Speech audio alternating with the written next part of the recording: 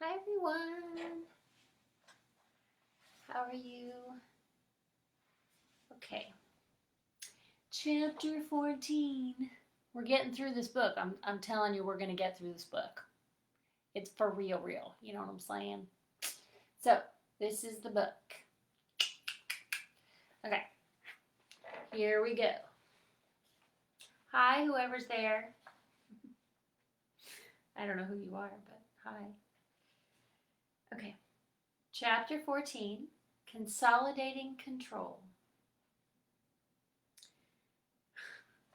During the Nixon administration, psychiatric and police organizations merged their efforts on many fronts.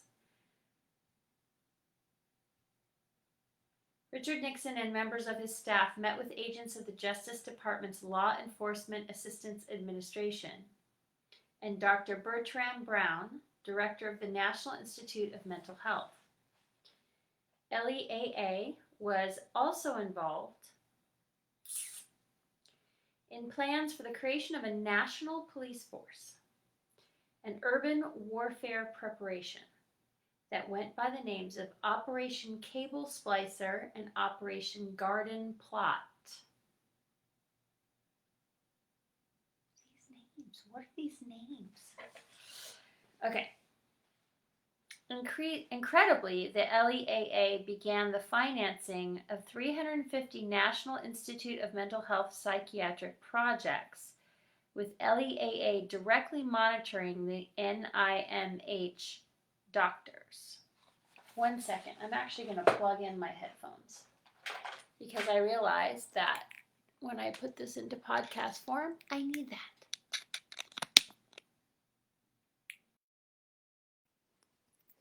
Okay, can you hear me? I'm hoping you can hear me. All right, here we go. Remembering that the Law Enforcement Assistance Administration was monitoring the National Institute of Mental Health. It's fascinating. These projects included screening children for psychological problems, experiments in behavior modification and psychosurgery, drugging programs in prisons, including the use of nausea and terror-inducing drugs, and shock treatment programs. By the 1960s, due in part to an increasing uproar from the public for accountability by the government, remember the civil rights movement, right? That's 10 years in the 60s. That whole 10-year period was the civil rights movement, where people were calling for action to sort of be held accountable, for the government to be held accountable for their actions in terms of war and all of those other aspects of reality, racism and all kinds of like equal rights for voting, you know, all of those issues for 10 years in the 60s, okay? So by the 1960s, due in part to an increasing uproar from the public for accountability by the government, some officials had begun to scrutinize, at least at a superficial level, the excesses of intelligence and other official agencies in experimentation and mind manipulation of the public. So this has already happened, people. This is round 2 of that, okay? Agenda 21 was established and enacted in 1970. Just FYI. Concerns of U.S. intelligence agencies about this scrutiny were expressed in a 1962 Inspector General's report on inspection of MK Ultra. The report said, A. Research in the manipulation of human behavior is considered by many authorities in medicine and related fields to be professionally unethical. Therefore, the reputation of the professional participants in the program are on occasion in jeopardy. B. Some of those agencies raise questions of legality implicit in the original charter of the CIA. C. A final phase of certain projects places the rights and interests of U.S. citizens in jeopardy. D. Public disclosure of some aspects could induce serious adverse reaction in the U.S. public opinion, as well as stimulate offensive and defensive action in this field on the part of foreign intelligence services. So basically, they're saying that they were experimenting on the population of the United States with mind control tactics after World War II, right? And most of these people were average citizens, and most of them were not of like any particular race, color, or creed or religion. They were just people in general, because they had to have a wide spectrum of people to determine the tactics of mind control manipulation that was going to have how it was going to have its effect on the human mind, right? So all kinds of people were involved in this. In the U.S. government publication, Individual Rights and the Federal Role in Behavior Modification, a study prepared by the staff of the Subcommittee on Constitutional Rights of the Committee of the Judiciary in 1974, it was revealed that a number of departments and agencies, including the Department of Justice, the Department of Labor, the Veterans Administration, the Department of Defense, and the National Science Foundation, fund, participate in, or otherwise sanction research involving various aspects of behavior modification in the absence of effective review structures, guidelines, or standards for participation. So they're basically going under the radar, doing all this work and experimenting on people and being funded by the US government and taxpayer dollars to do things that are unethical and beyond what we would consider ethical, period, right? One of the results of Senate scrutiny of these programs was that the head of the LEAA was interrogated. He announced that the LEAA would discontinue funding for psychosurgery and that funding for other behavior modification programs would be discontinued by the organization. They tried to shut it down, clearly. Nothing of the sort happened, with LEAA funding for behavior control continuing. So he said that, but nothing ever happened. Why doesn't that surprise me?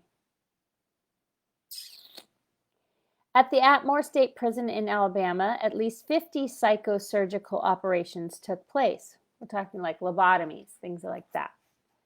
According to Dr. Swan of Fisk University, these were lobotomies performed on Black political activists. Wow.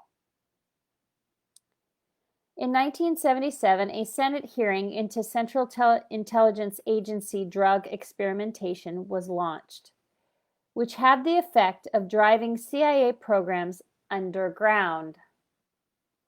According to ex-CIA agent Victor Marchetti, to secure the survival of their projects, networks, and funding, the mind controllers had to a great degree abandon scientific and military laboratories and seek deeper cover. A probable byproduct of the scrutiny that Congress was applying to behavioral control is that researchers in mind control began to work unofficially or hid their activities through a variety of other ruses by performing their experimentation on the voiceless, incarcerated, of the prison and psychiatric systems, or the inner city by manipulating or starting cults and using them as a cover for their projects, by hiding their work within the tentacles of criminal enterprises, or by undocumented mind control projects performed on an unsuspecting populace. Now, for the sake of secrecy, there would be no official paper trail.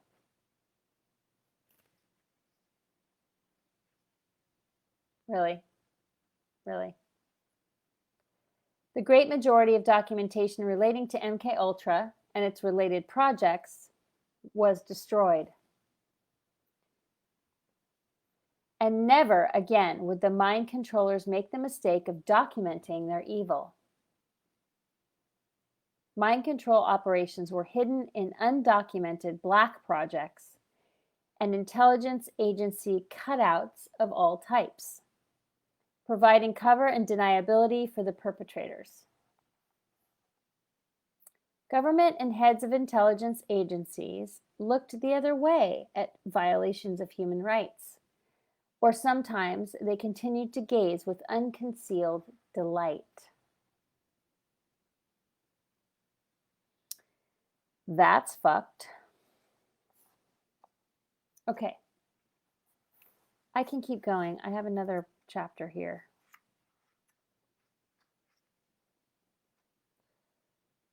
Or should I talk about my story in relation to Nixon? I don't know if I'm ready to share that. Oh God. I don't know if I'm ready to share that. Okay, I'm going to keep going. Chapter 15. I'm not ready to share that about Nixon, but okay. I was 3 years old. I'll just say that. Chapter 15, Guerrilla Mind War. Whew, that brought up a lot just then. Just even thinking about sharing that, like, freaked me the fuck out. Just saying. Guerrilla Mind War. The Symbionese Liberation Army, the revolutionary group that kidnapped heiress Patty Hearst in 1974, like Jonestown, was created at the fringes of U.S. intelligence. The group's leader, Donald DeFreeze, known as Cinque, Cinque, was employed as a paid informant by the Los Angeles Police Department's Public Disorder Unit from 1967 to 1969. Then directed the Black Cultural Association at the prison deceptively titled the Vacaville Medical Facility, which researcher Alex Constantine has alleged to be a covert mind control unit with funding from the CIA channeled through SRI. I don't know what SRI is. Behavior modification was performed on DeFreeze at Vacaville, where documentation suggests electronic brain implanting and lobotomies, among other techniques, have been employed. The Black Cultural Association was run by Colston Westbrook, a Black CIA expert in psychological warfare, who had participated in the Operation Phoenix assassination and mind control program in Vietnam. Westbrook's controller is alleged to have been the CIA's William Herman, the man who originated the idea of the violence center that Louis Jolly West, Dr. Jolly, would champion during the Reagan's governorship of California.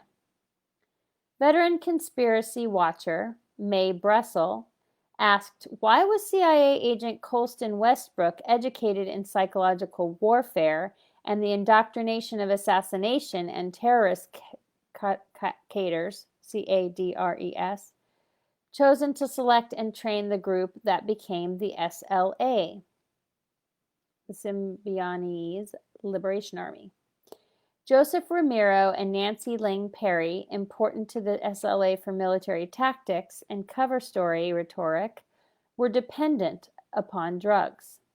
Both were political conservatives with a kill a commie for Christ background. Sounds familiar. Their transition into radicals could have been assisted by the same chemical and psychological controls our intelligence agencies are using and experimenting with daily. Bill and Emily Harris and Angela Atwood worked together as a mod squad narc team back home in Indiana for the Indiana State Police. What brought them all scurrying to the Bay Area in the summer of 1972? Russell Little and Robin Steiner, college chums from the University of Florida, drove out together from Florida to Oakland in the summer of '72.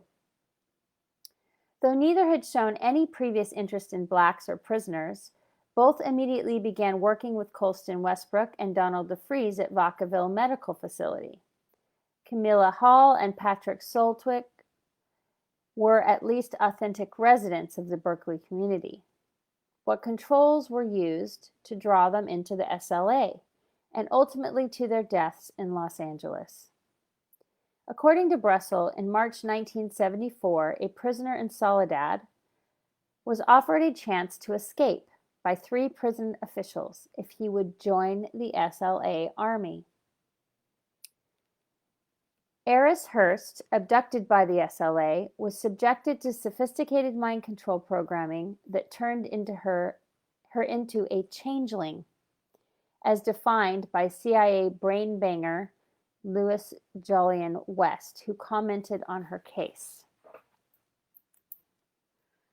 Prolonged environmental stress or life situations profoundly different from the usual can disrupt the normally integrative functions of personality. Individuals subjected to such forces may adapt through dissociation by generating an altered persona or pseudo-identity. According to West, Patricia Hearst, violently abducted by members of the Symbionese Liberation Army in February of 1974, was brutalized, raped, tortured, and forced to participate in illegal acts, beginning with the bank robbery for which she was later, in our view, wrongly convicted. The traumatic kidnapping and subsequent 2 months of torture produced in her a state of emotional regression and fearful compliance with the demands and expectations of her captors. This was quickly followed by the coerced transformation of Patty into her alter ego, Tanya, and subsequently less well known to the public, into alter ego Pearl, after additional trauma over a period of many months. Tanya was merely a role coerced on pain of death. It was Pearl who later represented the pseudo-identity which was found on psychiatric examination by one of us, West, shortly after Hearst's arrest by the FBI.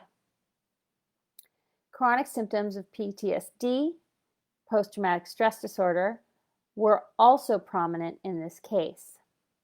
According to Dr. Colin Ross, Jim Jones and the People's Temple were closely connected to the LSA. Jim Jones was a good PR guy. When Patty Hearst was kidnapped, he offered William Randolph Hearst a program to set up a collection donation of money to pay the ransom to the SLA. And the SLA was demanding something like $170 million for Hearst for the release of Patty Hearst, from Hearst for the release of Patty Hearst. Jim Jones offered to set up this fund, but Hearst said no. The next outcome was that the SLA also wanted food donated to poor people that they said they were representing in the revolution. So a committee was set up to do food distribution, financed by William Randolph Hearst.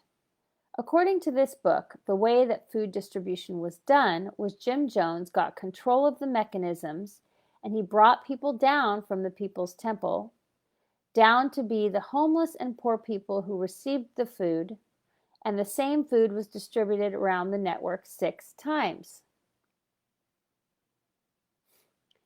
constantly being picked up by the new People's Temple people and taken back to the distribution point. So actually 1/6 of as much food was purchased as it appeared, and the rest was skimmed by the People's Temple. Wow.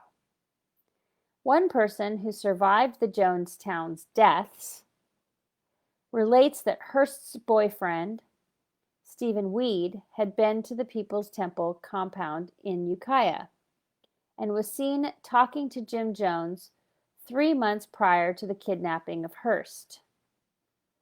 Another example of government funding of counterculture political groups involved in terrorism, according to an Associated Press report from January 10, 1976, the FBI created and funded a group called the Secret Army Organization, SAO, in the early 70s in the San Diego Union reports.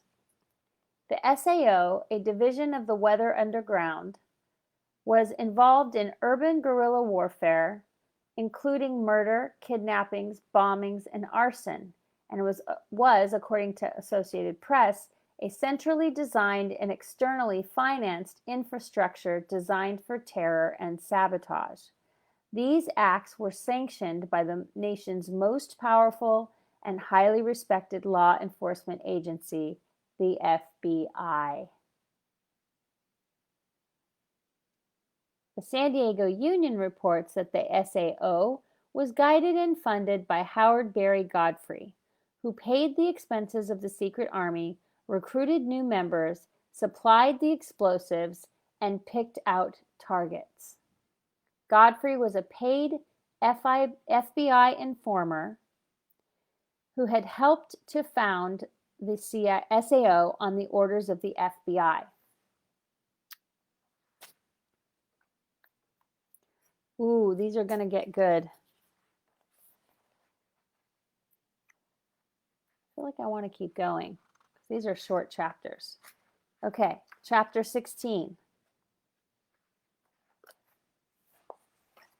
I will say, though, that I kind of in relation to this, but not totally, but kind of, I visited a piece of property in Malibu that Charles Manson had owned with his cult or whatever he had going on.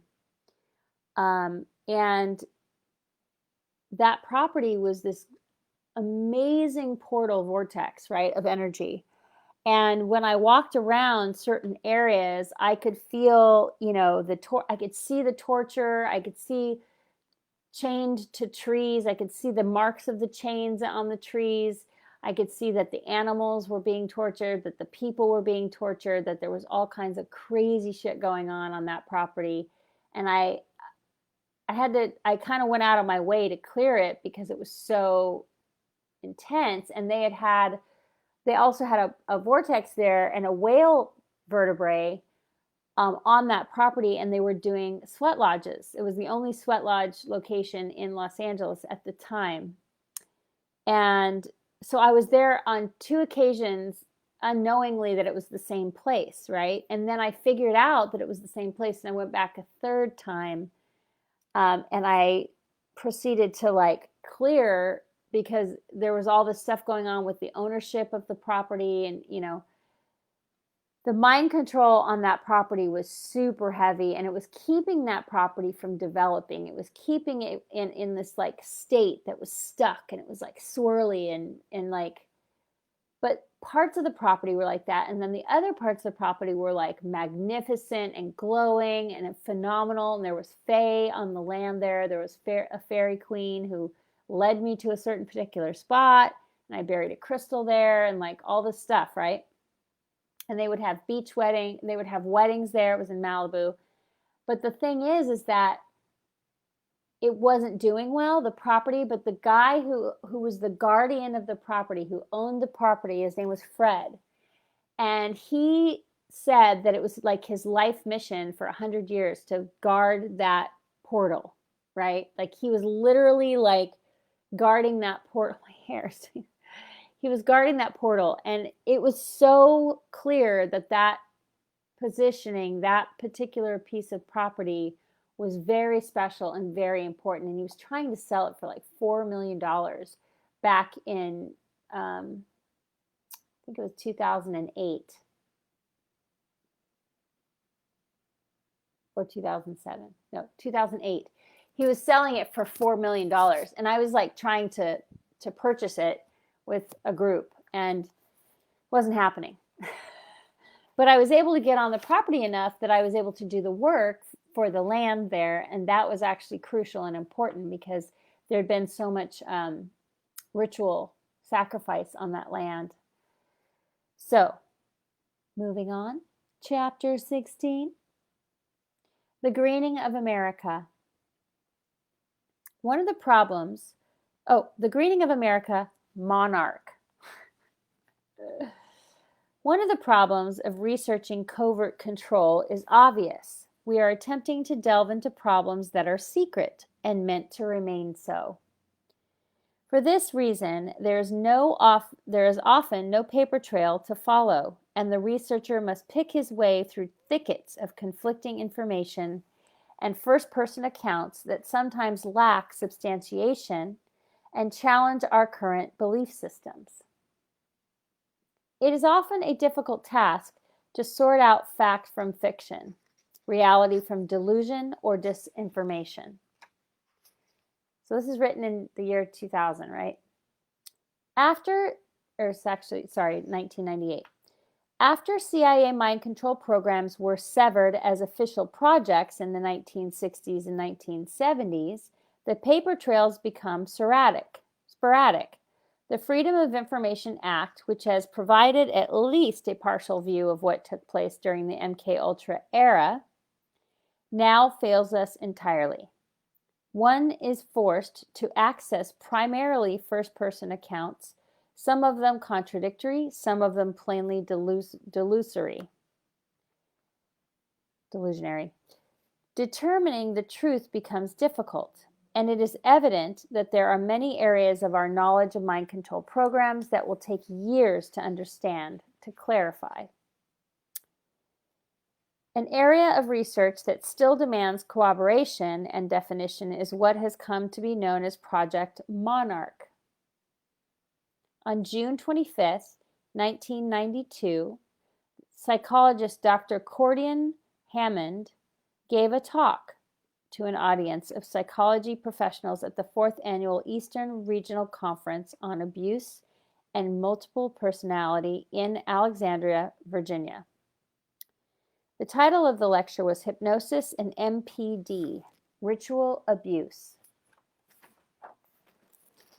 And it was one of the first public presentations which seems to expose a vast terra incognita in the area of mind control research. Dr. Hammond began his presentation by commenting on the prevalence of multiple personality disorder cases who had apparently suffered ritual abuse at the hand of mind controllers and his own efforts to understand what was going on by interviewing other psychologists and psychiatrists who were encountering the same type of cases around the country. Carefully, without leading or contaminating, as Hammond says, he cross-checked with other mental health care professionals, comparing cases until he felt that he had a good sense of what was going on. Hammond stated that in as many as 2/3 of the ritual abuse cases that existed, the victims had been subjected to a highly developed and uniform technology of mind control, suggesting that there is a large network of practitioners of this kind of practicing. This observation goes along with my own belief that the CIA, beginning in the 1940s, labored long in creating a secret science of mind control, the details of which are only now coming to light. What we know of MKUltra is the tip of the iceberg. Often, according to Hammond, these will be bloodline people. That is, persons programmed by their parents who are involved in cultic practice, such as Satanism or in intelligence agency programs. Hammond said, when you start to find the same highly esoteric information in different states and different countries, from Florida to California, you start to get an idea that there's something going on that is very large, very well coordinated, with a great deal of communication and systematicness to what is happening. So I've gone from someone kind of neutral and not knowing what to think about it all to someone who clearly believes ritual abuse is real and that the people who say it isn't are either naive, like people who didn't want to believe the Holocaust, or they're dirty. According to Hammond, what they basically do is they will get a child and they will start this in basic forms, it appears, by about 2.5 after the child's already been made dissociative. Here we go. Here's the science. I discovered this on my own. I didn't read it in a book. I discovered this on my own through clients and friends and my own personal experience that this is true. Okay? I haven't read this particular information, but I'm telling you right now, that piece of information is totally correct. The piece of information that says it starts about 2.5 after the child has already been dissociated, which is very true. Because by the age of 3, they must have you the child dissociate fully so that they can control the mind of that person, but also so that an entity can enter the field, right?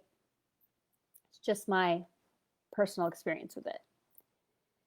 They'll make him dissociative not only through abuse, like sexual abuse, like sodomy, for example, but also things like putting a mousetrap on their fingers and teaching the parents you do not go in until the child stops crying.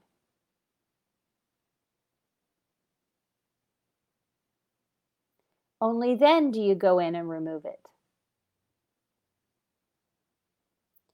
They start in rudimentary forms at about 2.5 and kick it into high gear, it appears, around 6 or 6.5.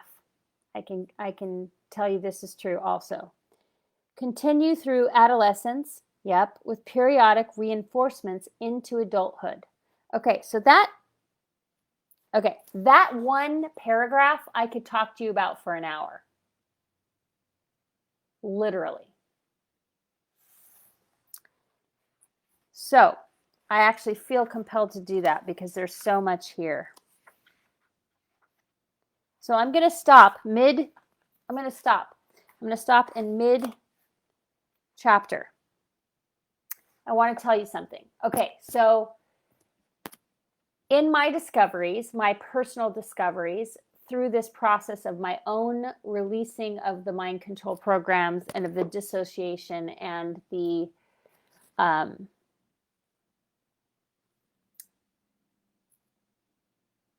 entity situation, here's what happens. They start sodomy, they start to do some level of abuse between the ages of 1.5 and 2, right? So it begins a pattern of abuse, right? Where they do the systematic implementation of abuse up to 2.5. Then they introduce usually sodomy or something that will make the child go into a place of terror. And this is for the ones that they're keeping alive. Okay, this isn't like the torture of babies. This is different. This is ritual abuse in a family, a bloodline, right? Where they want to create a mind control slave that will do exactly what they want them to do. So they'll either become a servant or a slave to that person, or they will become someone who goes in line and stays in line with this framework, okay, and continue it on. So at 3 years old, if they can succeed in having the child completely dissociate, then they are able to, then it allows an opening in the auric field that then allows the entity to be able to get in. And I used to say they were vril demons, or, you know, reptilians or draconian reptilians, whatever you want to call it, an entity, an interdimensional entity, interdimensional being would be able to then slip in and move through that person and control the behaviors and the actions of that person. Okay. And usually they will host the body so if the person is dissociated enough, the 3-year-old, they will then come in and host the body and occupy the body for that incarnation, okay, until such time as the entity is removed, which is very difficult most of the time, because the person themselves then becomes identified with that entity, and that becomes a part of their personality, right? So it's very hard for them themselves to discern what is theirs and what is not theirs, okay? And so what happens is people are attached and identified with this entity's behavior, and so they take it personally when they are told that this could be an entity. They take it personally, like as if they're the demon, right? When in fact the soul has sort of exited and is hanging out and is not actually occupying the body and can't get back in. Okay, so that's key to understand. The soul can't actually occupy the space of the body because this entity has pushed that soul out, but the soul is still connected to the body most of the time, unless, which happens sometimes too, the demon consumes the soul of that person, and then it's no bueno. It's merged. It's not good. So this is where you see exorcism in churches. This is where you see speaking in tongues. Most of the time, the speaking in tongues is actually a demonic tongue, and they're resisting leaving the body. That happens a lot. Sometimes speaking in tongues is light language. It just depends on the situation at hand, right? It's a very generic term for two different things that could be going on, which is light language, that's like an authentic mother tongue that's coming through from, your source of your beingness, or another planetary embodiment that you had at one point, or demonic tongues that are coming from the demons that are in your body that don't want to leave, that are resisting being kicked out, right? There's that. Back to the ritual abuse. So at 6.5, so at 2.5 is where the sexual part of it, the sodomy, starts to come online.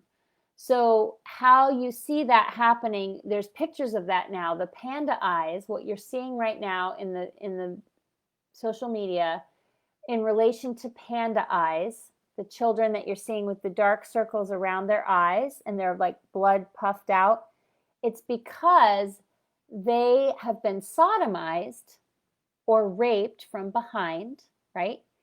And it pushes, the trauma pushes the blood vessels and everything, and they pop, okay? So that can cause like cave-ins and dark circles under the eyes, not just from liver, but also from that. It can cause dark circles. It can cause a sinking in of this cavity right here of the eyes, okay? As the person gets older, that's what can happen. Okay, and you can see it in children too. Their eyes are red. They look tired and they look pale, very pale and tired. Like they haven't gotten enough sleep because they've been traumatized. So they haven't been able to rest properly for a very long time, obviously, if you start to see that, because they don't feel safe, right? So that what that does is it sets up night terrors and demons chasing them in their dreams, and it starts to consume their entire existence, okay? So at a certain point, what happens is that between the ages of 6.5 and 7 years old, the trauma pattern, specific pattern that is being implemented on them, which is usually a threat to keep them quiet, that will imprint for life. And that same pattern will be reintroduced to threaten them, to keep them in line over the years, right? In my case, not even sure I want to tell this story. There's so much I want to say.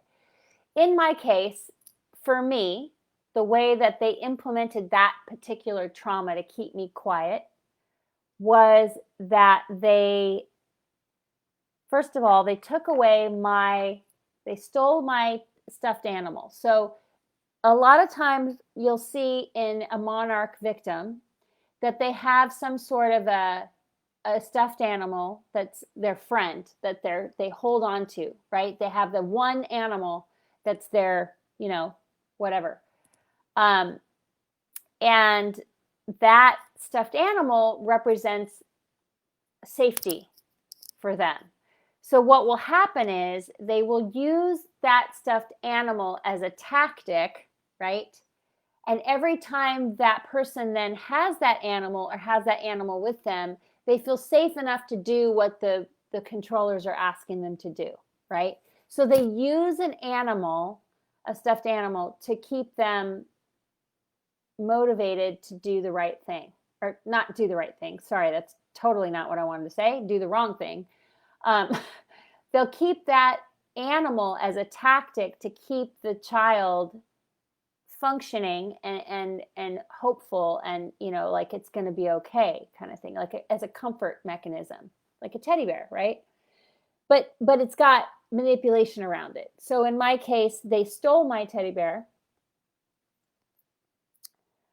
and at the age of 7, I was on a secret military base, and they executed ISIS style with black hoods over the children.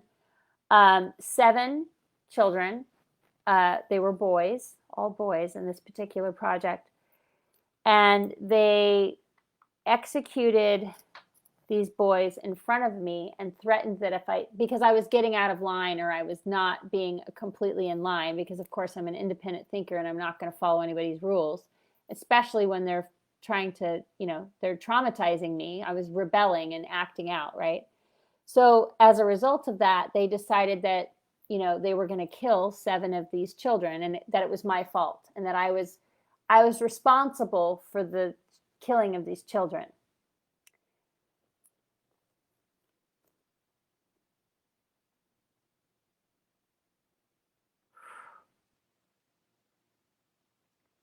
And that if I ever said anything,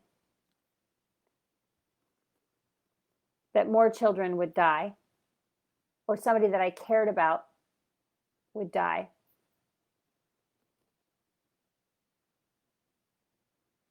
These boys had my DNA.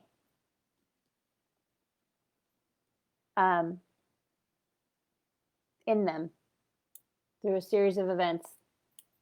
They were created, and so these children were carrying my DNA in their bodies, so I could feel the executions.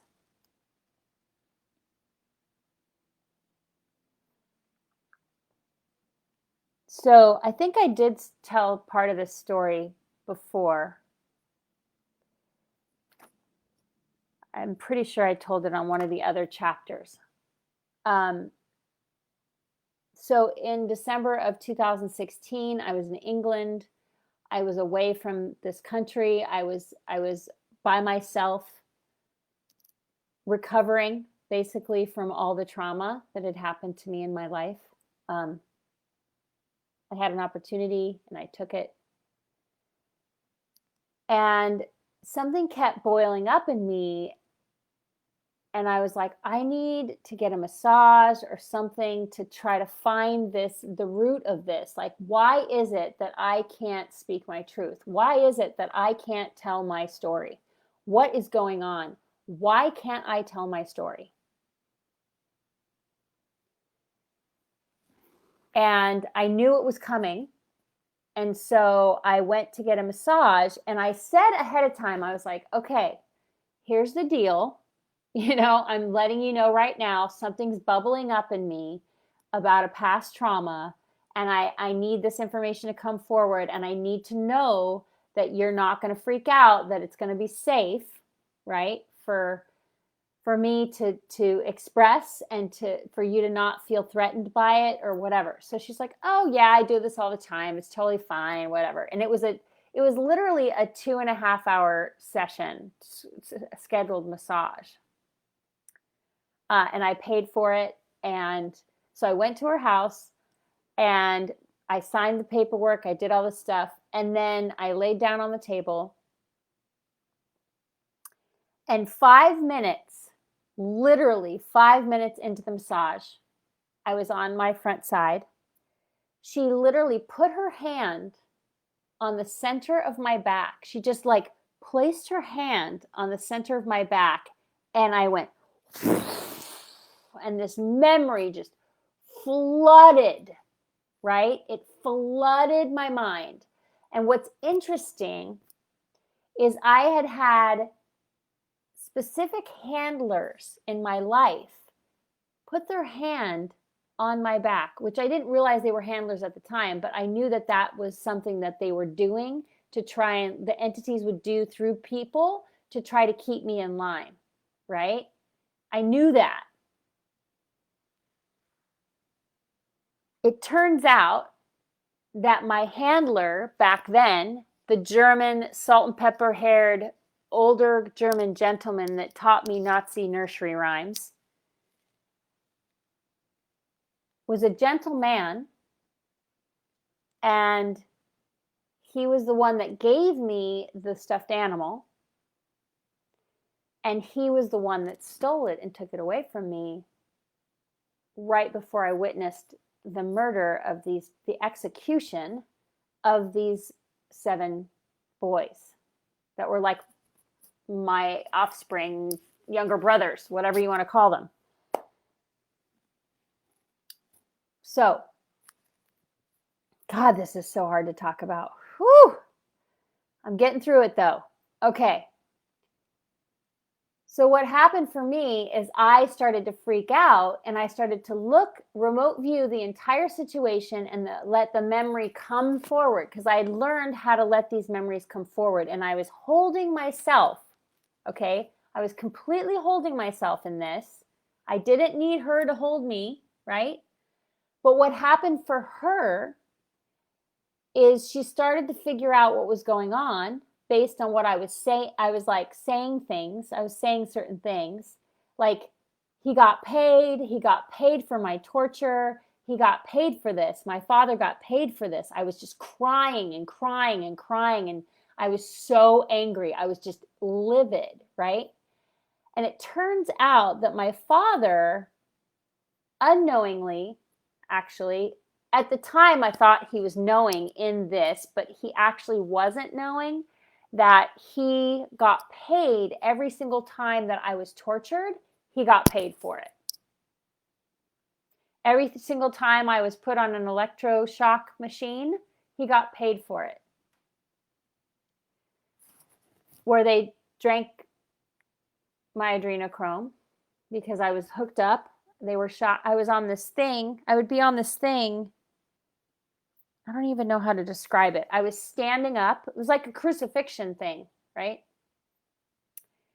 Which then I relived at 20 years old and had a Kundalini awakening and almost burnt my house that I grew up in, my childhood home, down to the ground. I lit a fire in the backyard with my experience.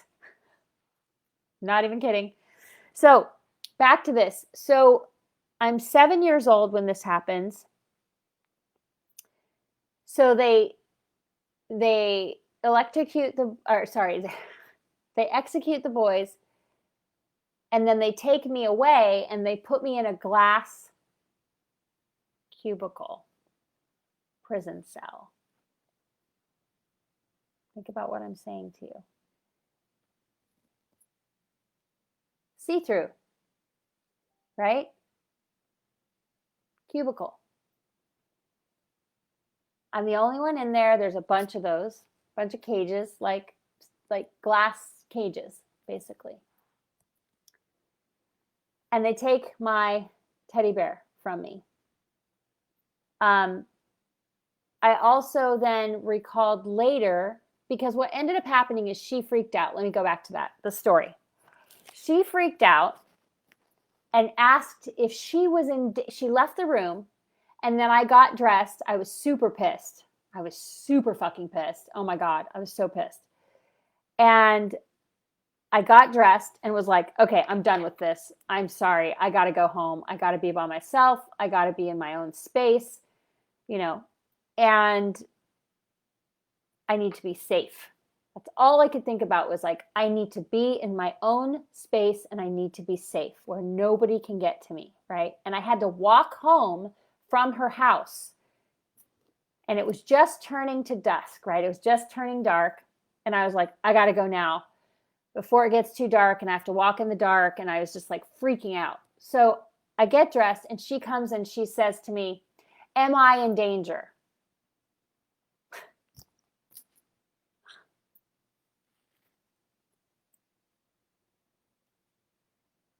This is a 40-year-old memory we're talking about at that point, right? I was 47 at the time. This is 4 years ago. She says to me, am I in danger? Are they going to come looking for me? She was completely freaked out and in fear. And I said to her, sorry, what? Like, how is that even going to happen? I'm from America. You live in England. They don't know where I am. How are they going to come after you? What's going on? Where's your head at? I just looked at her like, where is your head at? You're fine. I'm the one that's not okay. I just paid you 200 and some odd pounds. I'm going to go now, and I'm hoping that you refund me my money. I hope that you do that. She goes, well, no, I can't do that because we started the session. I said, wow. I just said nothing and I walked out. I was so disgusted. Like, I was so beyond appalled. I couldn't even like wrap my head around it. I was just flabbergasted, So I walked home quickly so that I could get home before it got dark. And then I got home and I literally cried nonstop for 24 hours. Okay. Literally, I could not stop crying. Like, I just wept and stopped and took a break and ate some food. And then I wept again. And then I stopped and took a break and slept for a while. And then I got up and I wept again. And I just let go of as much of it as I possibly could. And as I was crying, all of these memories started coming back. And I had a super soldier on the other side who had passed, who had been murdered, right? On the other side, who was encouraging me to go further and to look deeper, right? So I just kept going, and then he was asking that I go visit this other particular super soldier person, and I was like, who was in prison in England, and I was like, no, I'm not doing that, dude. I'm not putting myself at risk. Sorry, not doing that. Good try though. You know what I mean? I was just like, nope, not gonna happen. So that person's now out of prison, by the way.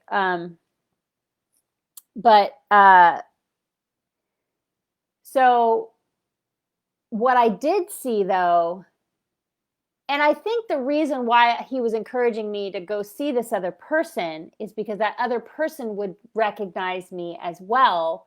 And it would confirm for me that this was actually real, that I had had that experience, and that it wasn't my imagination, right? I think he really wanted me to know that it was real. Like that, I think, was his intention behind it, right? So I knew that it was real. I was like, this is real. You cannot make this shit up. You cannot make this shit up. You just can't. It's too detailed. There's too many layers to it. There's too many nuances, down to the air on my skin, right? I could feel the temperature of the outdoor environment that we were in when this happened, right? I could see the sunlight. I could feel the sunlight on my face. Like, dude, it's a memory, So, and there would be no reason for that memory to be the screen memory in replacement of the real memory. That just wouldn't happen. They wouldn't create that memory coming up and boiling up in me like that. So quickly, I'll just say because I'm trying to keep these to under an hour because it's easier for me to transfer them around to different locations. The person that saw me in the glass box, in my memory, I saw him, and he was a child as well, but he was the guy that was in prison, and I knew that it was him. I recognized his face, and I was like, oh my God, it's him, right? And he was looking for me. He went looking for me because I was missing, right? And I was his older sister, basically.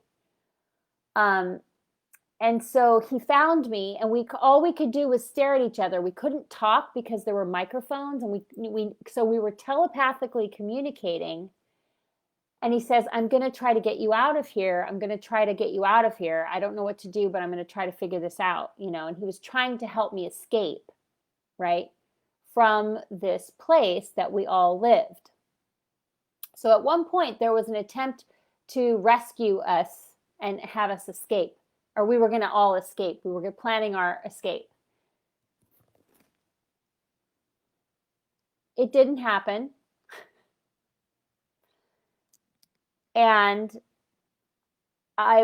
another memory that came was the memory where I was placed on this machine where I'm standing up, and they electrocute me, and they're draining me of my blood, right? As they're electrocuting me, they're draining me, and I'm like, and they're like, so my central nervous system, it took until I was in my late, like 40, what was it? 45. I had to do a core health rebuild program and re-establish the core foundational minerals of my body to bring my system back up to a place where I had energy and I was able to function. I had 5 viruses in my body that were serious, right? I had all these vaccines in my body that I hadn't taken voluntarily, that I knew nothing about, that were all like big vaccines. I'd been inoculated. I figured out that I had been inoculated once a month. I figured out all this stuff, right? But I was able to do a core health rebuild program a couple years prior to that, which I think actually assisted me in getting some of the bigger memories back. Because the electronic dissolution of memory, it pushes it way, way, way, way back. I talked about this in my last one, into the unconscious portion of your mind. And it's really hard to access those memories, right? So with that, I'm going to stop because I'm going to continue with chapter 15. Chapter 16, I'm going to do again on the next one. Because I feel like there's so much information around monarch mind control and the way that it works and how to dismantle it, right? That it's important for me to give this in bite-sized pieces. Just saying. And let's just say I was introduced to a lot of presidents and a lot of political figures at a very young age. By the time I was 3 years old, between 3 and 4. And those memories have not left me. Those were conscious memories in this body, right? That weren't erased. They were actual memories from my front consciousness of me as a child that are very clear. And the trauma that was induced during those events. So with that, I'm gonna complete for today. Thank you for watching me. Thank you for witnessing me and listening to my story and my experience of childhood and like what happened to me. And I love you, and I hope you're having a beautiful evening in this mayhem of madness that we live in. And I'll see you next time around. Okay? Okay. Bye.